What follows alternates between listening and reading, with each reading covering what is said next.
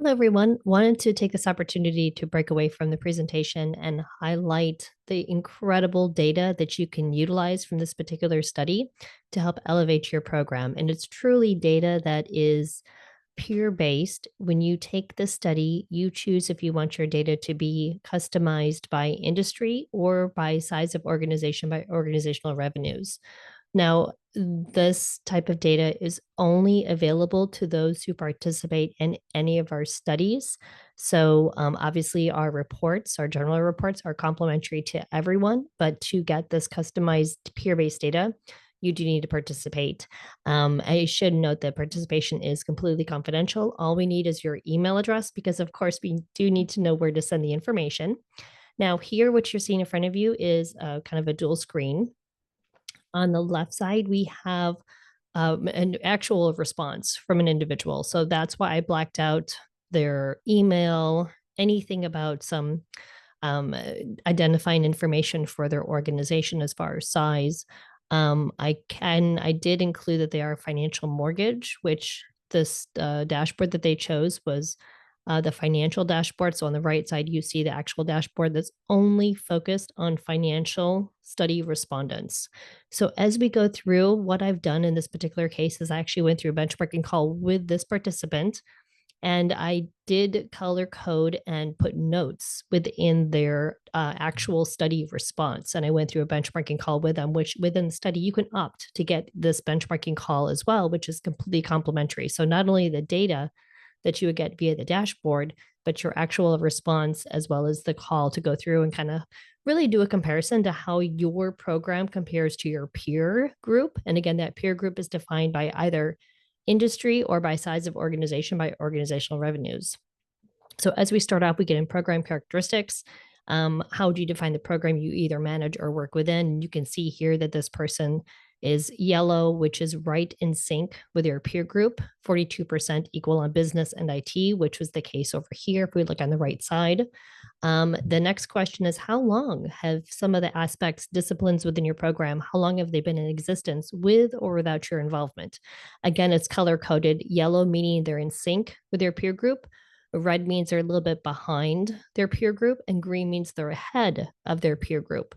This particular question, even though in the study it looks very similar to this, where you kind of choose the by years, but within the dashboard, that particular question is broken out by business continuity, by crisis management. So each discipline has its own bar graph. So you can see here that the length of the how the different disciplines have existed within the program.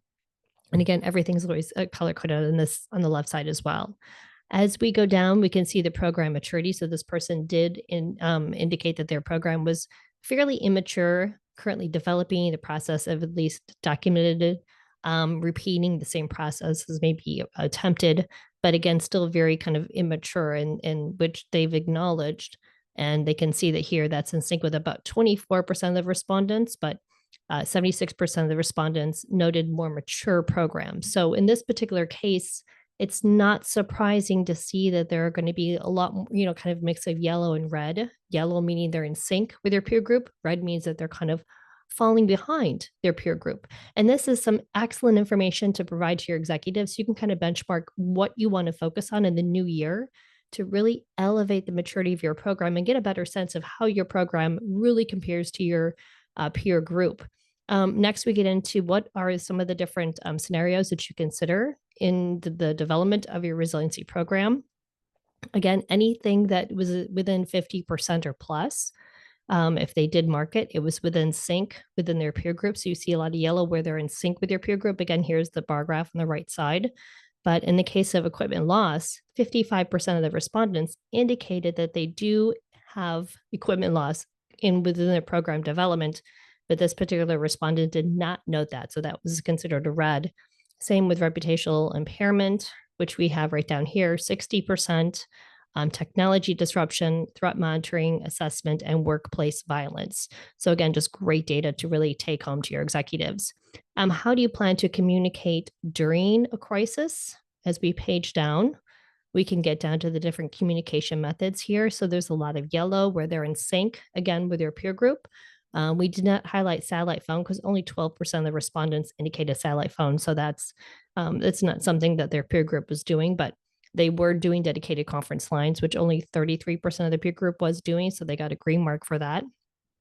And if we continue to scroll down, I do want to focus, I don't want to go on all of this, but how do you, if we go through, how are you looking to evolve actually some of the challenges within your program? So this is a real key area to really drive home to your executives on how do you go about your crisis management pre-planning? So this particular question, rank the main challenges associated with defined corporate level crisis management team.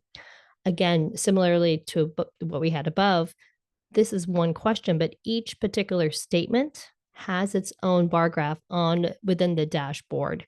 And you can see there's a lot more reds here. And I did put notes on, in sync with the 29%, somewhat of a challenge, but 71% noted less of a challenge. So it gives you a good understanding of some areas that this particular respondent may want to really focus on in the new year to really elevate the maturity, focus on some of their crisis management pre-planning, maybe some of the communications, agreements across the organization, make sure they have a crisis leader that's really identified and understands the program.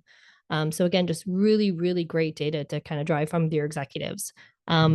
This dashboard of this particular study also does focus on how you're evolving your resiliency program in the next year, as well as investment strategies in the new year as well. So again, really great data. I do want to emphasize that this study is open through February 28th. So even though the complimentary report has been published, the dashboards are already been distributed to those who participated.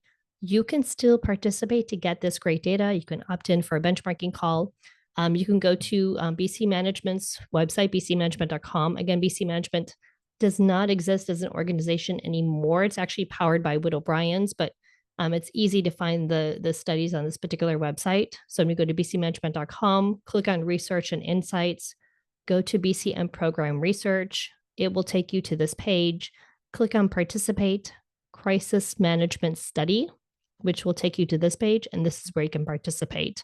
Again, participate by February 28th. After that point, the study will close. It will not be available for another year and a half. And then, like I said, you can then within the study opt in to the peer group you want by industry or by size of organizational revenue. And you can also opt in at the end to get your to schedule a complimentary benchmarking call. And we only need, again, your personal email address. It doesn't ask for your company name. So we do want to make sure it is a very confidential response. If you have any questions, feel free to reach out to me, but we will continue through to the rest of today's presentation. Thanks so much.